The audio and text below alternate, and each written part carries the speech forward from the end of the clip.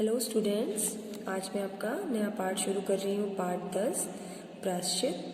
बच्चों, ये कहानी जो है ये एक अंधविश्वास पे लिखी हुई है कहानी।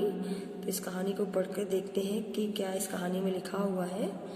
प्रस्तुत कहानी में हास्य व्यंग्य के माध्यम से समाज में फैले अंधविश्वास पर करारा प्रहार किया गया है। प्रायश्चित के नाम पर कुछ लोग भोली भाली जनता को बेवकूफ बनाते हैं।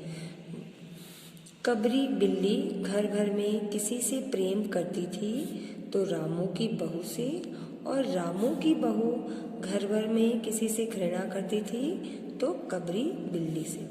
बच्चों, एक बिल्ली थी, उसका नाम था कबरी, और वो घर भर में यदि किसी को पसंद करती थी, प्रेम करती थी, तो कौन था वो?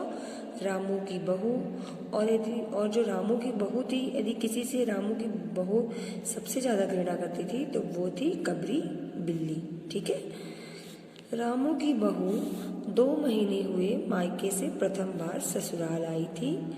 रामू की जो बहू थी वो 2 महीने बाद आई थी अपने ससुराल। पति की प्यारी और सास की दुलारी, मतलब अपने पति की प्यारी और सासू माँ की दुलारी 14 वर्ष की बालिका। कितने वर्ष की थी वो बहू? 14 वर्ष। भंडार घर की चाबी उसकी करधनी में लटकने लगी। नौकरों पर उसका हुक्म चलने लगा और रामू की बहू घर में सब कुछ, मतलब कि भंडार घर मतलब जो जहाँ सारा सामान रखा रहता है उसकी चाबी उसको मिल गई। हर वक्त वो अपने गर्दन में मतलब जो कमर में लटकाए रहती थी। नौकरों पे हुक्म चलाने लगी कि ये काम करना है वो। और रामू की बहू अब मतलब घर की सब कुछ थी वो। सास जी ने माला ली और पूजा पाठ में मन लगाया।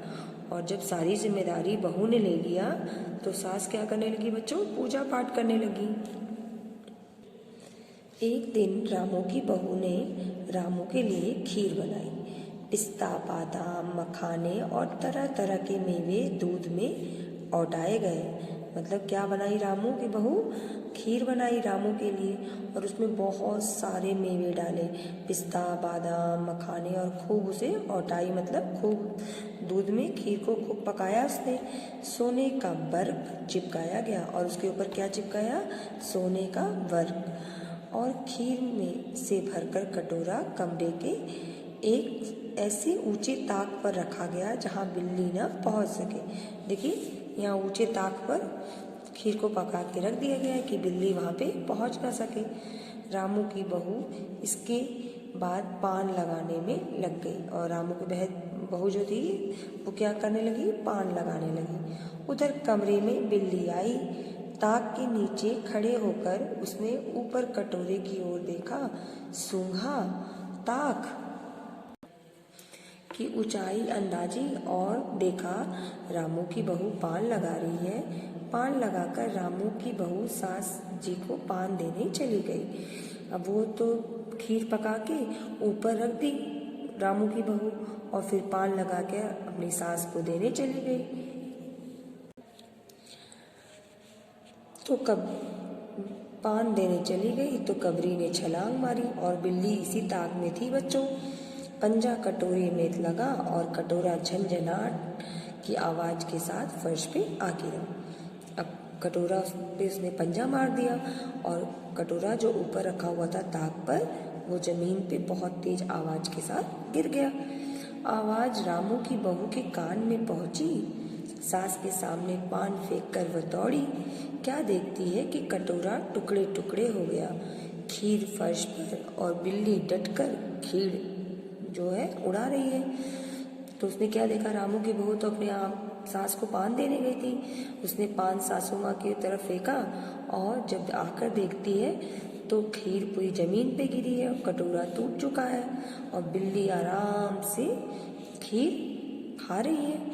रामू की बहू को देखते ही कबरी चंपत, और जैसे ही कबरी रामू की बहू को देखी वहां से भाग गई। रात भर उसे नींद नहीं आई, और गुस्से से रामू की बहू को नींद नहीं आई।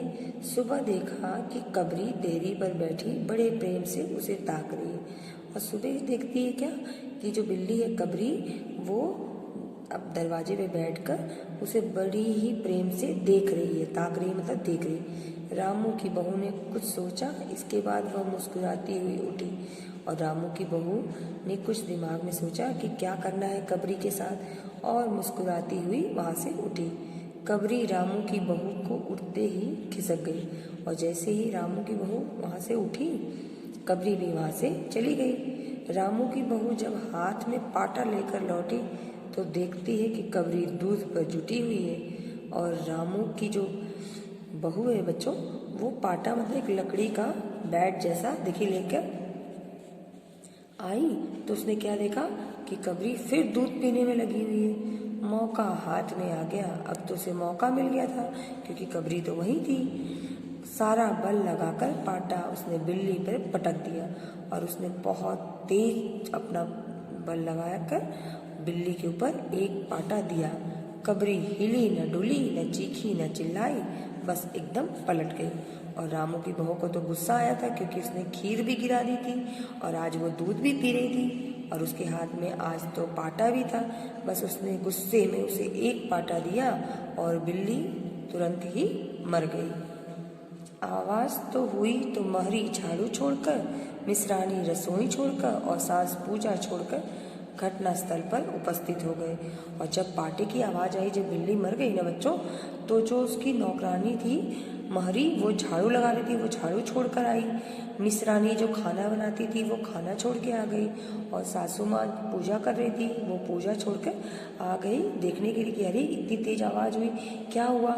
महरी बोली, अरे राम, बिल्ली तो मर गई माँ जी, बिल्ली की हत्या बहू से हो गई, यह तो बुरा हुआ। अब जो महरी थी, जो उनकी नौकरानी थी, वो बोली, अरे राम, बिल्ली तो मर गई माँ जी, अब तो बिल्ली की हत्या किस पे लगेगी, बहू पे। मिसरानी बोली, माँ जी, बिल्ली की हत्या और आदमी की हत्या बराबर है, हम तो रसोई ना बनावेंगी जब तक बहू के सिर हत्या रहेगी। और जो खाना बनाती थी मिसरानी, वो बोली कि माँ जी, बिल्ली की हत्या हो गई है, और बिल्ली की हत्या किसके बराबर होती है, आदमी के बराबर। तो वो बोल रही है बच्चों कि मैं तो खाना वाना नहीं बनाऊंगी जब तक बहू के सिर पर से हत्या का ये आरोप नहीं हटेगा।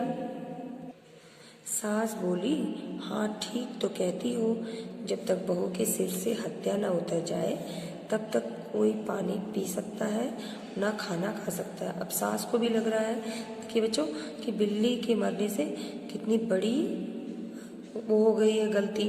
अब कोई पानी भी नहीं पिएगा, कोई खाना भी नहीं, और ये बहुत बड़ा अपराध हो गया।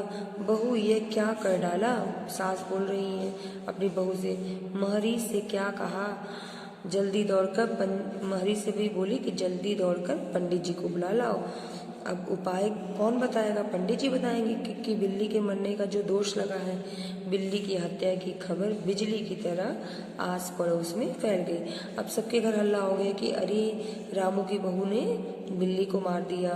पड़ोस की औरत का रामू के घर पे तांता बन गया, और सभी औरतें जो अगल बगल की थी ना बच्चों, वो रामू के घर आ गई, और सब बोलने लगी कि अरे रामू की बहू ने क्या कर दिया, बिल्ली को मार दिया।